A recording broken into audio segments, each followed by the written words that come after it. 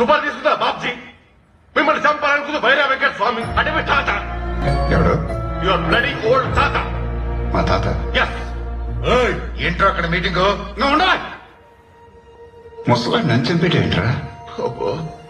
రై అజాత శత్రుంటా నేను. అజాత శత్రువా? సార్ దాని మీనింగ్ మీరు తెలిసే వాడుతున్నారా?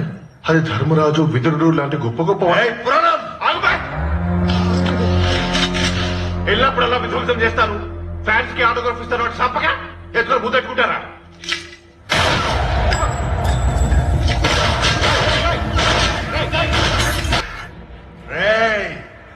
పోయారా? ఏంటేంట్రా? ఎవరెల్లో